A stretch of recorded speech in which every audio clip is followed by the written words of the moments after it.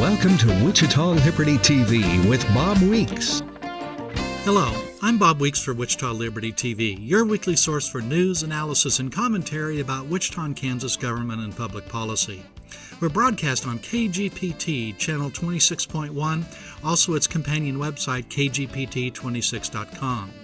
Some of you may know me for my blog, The Voice for Liberty. That's on the internet at wichitaliberty.org. There, the motto is individual liberty, limited government, and free markets in Kansas and Wichita. So I cover things that may not be covered by the Wichita Eagle or other television stations or radio, or if we do cover the same news, I'll do it from the perspective of economic freedom, limited government, and individual liberty. Because these are the things that are important, and these are also the things that are so often under attack by our government, be it at the federal, state, or local level. So please visit wichitaliberty.org. You can subscribe to the email newsletter I send a couple times a week. And if you want to contact me, you can find my email address and telephone there, or just remember bob.weeks@gmail.com. Well, a programming note before we start today's program. Starting on April 27th, Wichita Liberty TV will be shown at 4:30 p.m. rather than 5:30, but the 8:30 a.m. time in the morning will remain the same. This month, the Kansas Legislature passed a school finance bill that, besides providing more money for Kansas schools as the Kansas Supreme Court required, it also makes some changes to school policy. Now, the bill is very controversial for several reasons that we'll explore. And as of the recording of this program this week, the governor has not signed the bill, and in several public appearances, the governor has given contradictory messages as to his intent. Well, so what does this bill do? Well, first, the bill provides more money for schools as the Kansas Supreme Court ordered, but it also takes some money away. An example is the reduction in the number of students that will qualify for the non-proficient student weighting. And some people are going so far as to say that this money that the legislature appropriated will not satisfy what the Supreme Court said the state must do. The bill also contains an alternative teacher licensure provision. It will allow, for example, an engineer or scientist to teach in public schools without having to go to college and obtain an education degree. There's also the start of a really very small tax credit scholarship program. But the really controversial part of the bill concerns teacher tenure or due process. I'm not sure what to really call this concept. Teachers don't like the word tenure because they realize that in the public eye that means someone who has a job for life and cannot be fired for any reason. Teachers instead say that what they have is more properly called due process. That means that if a school district wants to fire a teacher, there are steps they must go through and protections for the teacher that must be observed. So the legislature passed a bill affecting this tenure or due process, call it what you want. But what the legislature passed may not be clear yet. First of all, the legislation was done under the worst possible circumstances. The legislature was in session almost around the clock. There were hundreds of school teachers at the Capitol. There were conference committee hearings at 2 or 3 in the morning. I can't remember exactly when. It was really a mess, and really good example of what they call the sausage making of legislation. And when legislation is made this way, it's not surprising that mistakes are made or legislators may not really understand what they voted for. Well, when the bill was passed, the Speaker of the Kansas House of Representatives sent out messages saying that the changes that the bill made are really minor in nature. But the Wichita Eagle investigated, and in its story reported, State House Republicans are having to abandon a key talking point in their effort to diffuse teacher anger over an anti-tenure bill the legislature passed a week ago, conceding the bill would allow school districts to fire veteran teachers without having to give a reason why. If Governor Sam Brownback signs the bill, the Eagle says, teachers would essentially be at-will employees of their school districts and able to challenge termination only if they allege the firing violates their constitutional rights. Well, later in the same article, the newspaper wrote, the office of House Speaker Ray Merrick conceded it had given Republican lawmakers and the news media misinformation in a statement claiming to clear up misinformation surrounding the controversial bill. Well, according to a summary prepared by Kansas Legislative Research, the bill changes the definition of the term teacher in a way that affects due process rights. The change to the definition, again according to Legislative Research, means that what we typically think of teachers will no longer be covered by the due process law in Kansas. Well, what did due process mean for teachers?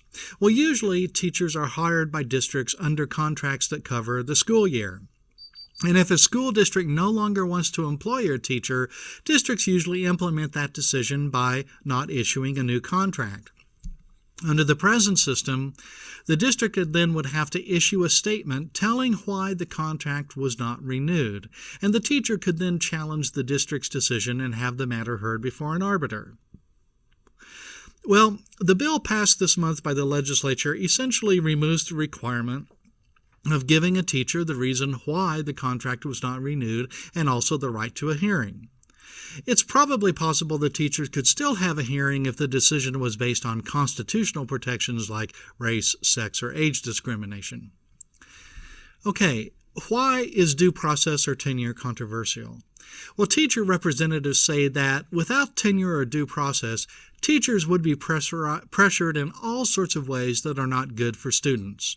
Examples often cited include not giving deference to special students like athletes, teaching controversial subjects or opinions, not kowtowing to parents or school board members over treatments of students, and facing reprisal for arguing with school administrators over things like whether a student needs expensive services like special education. So it's argued that if a teacher gives a well-deserved but flunking grade to a star basketball player, the teacher can be pressured to change the grade by threatening to fire the teacher. Or if a school board member thinks their child should have received a grade of A rather than a B, pressure can be applied to teachers to change those grades. Now, on the other side, we hear stories about truly bad teachers who, by using the due process procedure, were able to hold on to their jobs for years before finally leaving the school. And it's thought that the difficulty in teacher firing encourages administrators to just go along the path of least resistance. That path, the easy way, is just to renew everybody. And it's difficult to gather statistics on this matter, but we know that schools are reluctant to take action against employees. In Wichita, in January, a school senior employee, not a teacher but a safety officer, was arrested and charged with felony crimes involving sexual contact with children. He was placed on leave, but was still paid his salary. So here's a situation where the district determined that it's not desirable or safe to have this person around children, but yet it still kept him as an employee and paid him. Well, finally in April, the district fired the employee. So it took from January through April to accomplish this. Oh, that was January of 2013 to April 2014. In other words, 15 months. Now, you may be wondering, do teachers in private schools or charter schools have tenure or due process rights? The answer typically is no, they don't. They can be fired for any reason at any time. So why do teachers in public schools feel that they need protection? Well, a big part of the reason is the competition that markets provide, but governments don't face. Now, in Kansas, the public schools really don't have much competition at all. Our charter school law is among the weakest in the states. That means it's very difficult to start a charter school in Kansas. And the bill that was passed this month does start a tax credit scholarship program, but it's very small in scope. Now, of course, parents can send their children to private schools or parochial schools, that is true, but you still have to pay for the public schools. And teachers say that without tenure or due process, administrators will fire the teachers that they don't like just because they can. But does that happen in the private sector? Do managers of business firms fire good employees just because they don't like them? Well, not very often, I'd say, because good employees allow you to attract and retain customers, which leads to profit. And a school principal who wants to attract students will want to hire and cultivate good teachers, even if they aren't the type of people he chooses as friends. You know, markets, not government, promote peace and diversity. Milton Friedman wrote, "No one who buys bread knows whether the wheat from which it was made was grown by a communist or a Republican, or by a constitutionalist or a fascist." Now, teaching, to be sure, is more personal than growing wheat.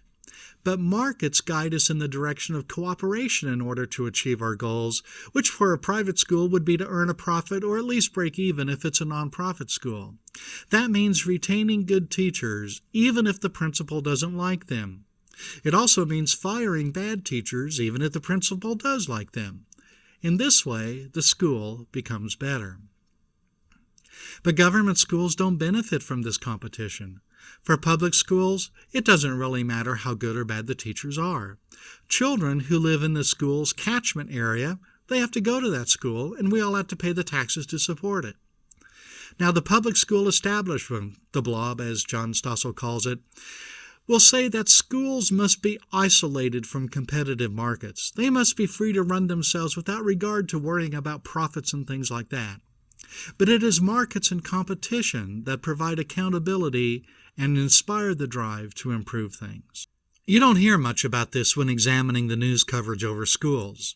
It's much easier to frame the issue in terms of politics, liberals versus conservatives, Sam Brownback versus Paul Davis. Or now, Kansas editorial writers and union leaders are stirring up passion with terms like the war on teachers. I think that qualifies as demagoguery, that is, using arguments based on emotion rather than reason. So how have we descended to the point where we fight like this over the education of Kansas school children? Well, it's really very simple. We've made the mistake of handing over schools to government.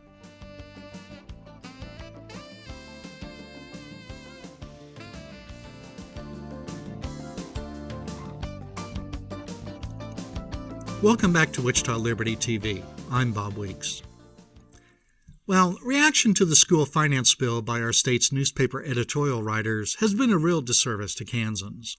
The Wichita Eagle editorial board, under the byline of Rhonda Holman, issued a stern rebuke to the Kansas Legislature for its passage of HB 2506, the school finance bill.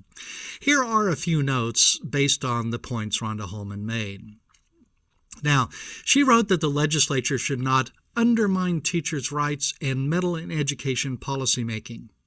Well, first, there's some controversy over what the bill actually means to the relationship between teachers and their employers. Courts will probably have to intervene. But second, should the legislature have a say in policy, or should it just pay the bills? Well, then she criticized the bill as passed only with Republican votes on a Sunday night. Now, that reminded me of the passage of the Patient Protection and Affordable Care Act, or what we now call Obamacare, in the United States Senate. At the time, the newspaper The Hill reported the Senate approved sweeping health care reform legislation by the narrowest of partisan margins early Christmas morning. Yeah, that's right, votes from only one party, and on Christmas Eve. Well, later in her op-ed, Rhonda Holman complained, with such handling of the various bills, GOP legislative leaders also failed to reflect Governor Sam Brownback's state-of-the-state assertion that the wonderfully untidy business appropriations is open for all to see. They held a conference committee meeting at 3 a.m. Sunday morning, after media, most legislators, and the teachers had left the State House for the night, and without insufficient public notice. Well, when I read that, I was again reminded of the passage of Obamacare when Speaker Nancy Pelosi made her famous explanation. She said, "You've heard about the controversies, the process about the bill, but I don't know if you've heard that it is legislation for the future, not just about health care for America, but about a healthier America. But we have to pass the bill so that you can find out what is in it, away from the fog of the controversy." Or, on the expansion of the Innovative District program, Rhonda Holman of the Wichita Eagle wrote, "Nobody even knows whether the new Innovative Districts program will work or is constitutional, calling it an accountability-free concept." Well, we now know that an important provision of the Patient Protection and Affordable Care Act, that's Obamacare again, an important provision was ruled unconstitutional. That's the expansion of Medicaid. And Chief Justice John Roberts had to torture logic and the plain meaning of words in order to shoehorn the individual mandate into the framework of the Constitution. Now, I'm not saying that I approve of the way the Kansas legislature approved this bill, but if it worked for Obamacare, and if Rhonda Holman and the Wichita Eagle editorial board like Obamacare, and they do, well, you draw your own conclusions. Also, she complained of unproven ideological reforms contained in the Kansas school legislation. Well, two things. First, we know that the present system of public education in Kansas is not working for many children. For example, if we critically examine the National Assessment of Education Progress test scores that Kansans are so proud of, we find that for some groups of students, the national public school average beats or ties Kansas. Or if we read the National Center for Education Statistics report titled Mapping State Proficiency Standards onto the NAEP Scales, we learn that Kansas has relatively low standards for its schools, and when Kansas was spending more on schools due to the last school finance decision from the Kansas Supreme Court, the state of Kansas actually lowered the standards for its schools. And I'm of the opinion that whenever someone criticizes their opponents as ideological, as the Wichita Eagle editorial board has, well, they just don't have a very good argument. And they're also likely confusing ideology with partisanship.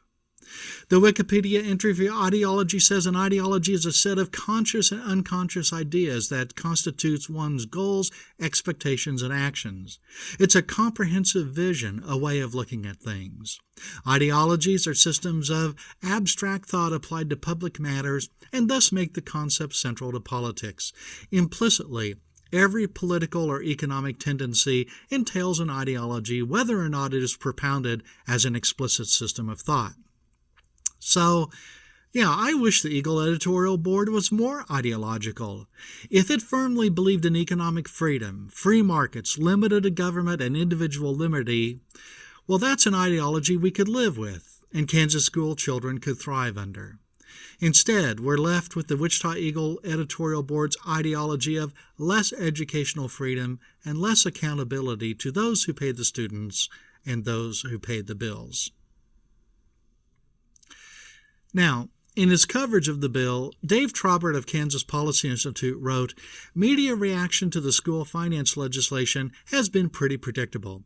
It focuses almost exclusively on institutions and ignores the impact on students. As usual," he said, "it's all about money and politics." Well, he continued, "Unions, media, and their allies in the education establishment oppose tax credit scholarships for low-income students. They rail against taxpayer money going to private schools and how that might mean a little less money for public institutions, but they ignore the very real purpose and need for the program." And Trobert tells us that the scholarship program that was passed is capped at $10 million, while schools are expected to spend almost $6 billion this year in Kansas. Well, Trobert continues. He says, "Achievement gaps for low-income students are large and getting worse, despite the fact that at-risk funding intended to improve education outcomes increased 7-fold over the last 8 years. An ugly, inconvenient truth about low-income achievement gaps emerges when the data is honestly examined. For example, only 45% of fourth-grade low-income students can read grade-appropriate material with full comprehension on the state assessment versus 74% of those who are not low-income.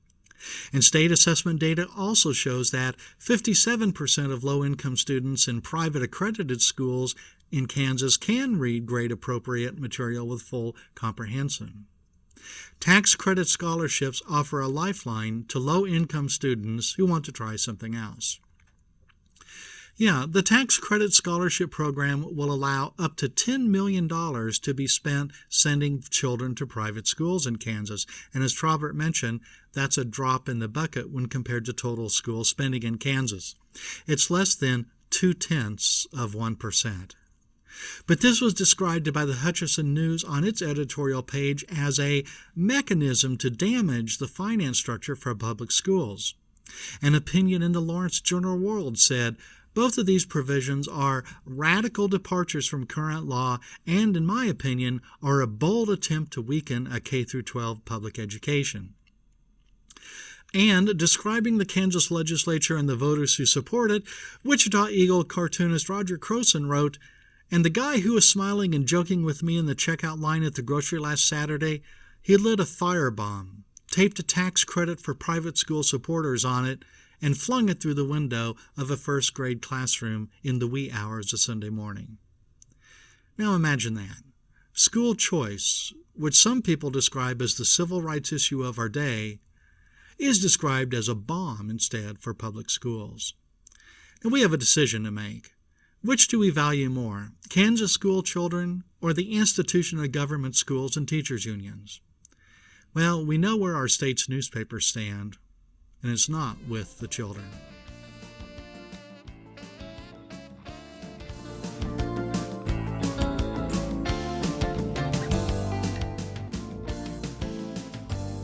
Welcome back to Wichita Liberty TV. I'm Bob Weeks. The central belief and fatal conceit of the current administration is that you are incapable of running your own life, but those in power are capable of running it for you. This is the essence of big government and collectivism. Well, I didn't write those words, although I wish I had. Instead, that's Charles G. Koch of Wichita writing in a recent Wall Street Journal editorial. The article is titled, "Charles Koch, I'm Fighting to Restore a Free Society," and it's available to read at WSJ.com without subscription or payment. In this article, Charles Koch explains his involvement in public affairs. He wrote, "Far from trying to rig the system, I have spent decades opposing cronyism and all political favors, including mandates, subsidies, and protective tariffs, even when we benefit from them. I believe that cronyism is nothing more than welfare for the rich and powerful and should be abolished. Koch Industries was the only major producer in the ethanol industry to argue for the demise of the ethanol tax credit in 2011. That government handout, which cost taxpayers billions, needlessly drove up food and fuel prices as well as other costs for consumers, many of whom were poor or otherwise disadvantaged. Now the mandate needs to go so that consumers in the marketplace are the ones who decide the future of ethanol." Well, right there, Charles Koch explains for us a big problem with the insidious nature of government. Even those who are opposed to government interventions in markets find themselves forced to participate in government subsidy programs, and when they do, they are often labeled as hypocrites for accepting benefits from the government programs they oppose.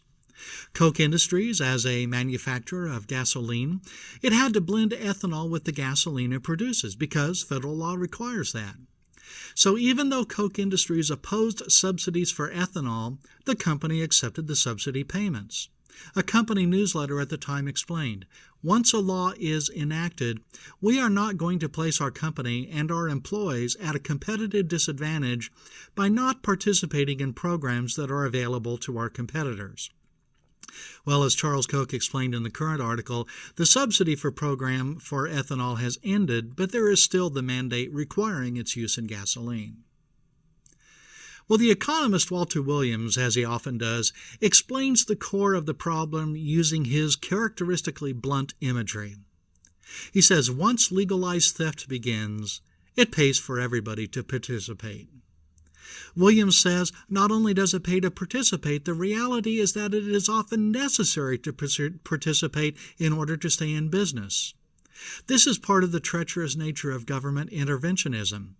A business can be humming along, earning a profit by meeting the needs of its customers, when government radically alters the landscape. Perhaps government backs a competitor or forces changes to business methods that have been working satisfactorily and harming no one. So what is the existing business supposed to do in response? Consent to be driven out of business just to prove a point? Existing firms, then, are usually compelled to participate in the government program, accepting subsidies, conforming to mandates, letting government pull the strings.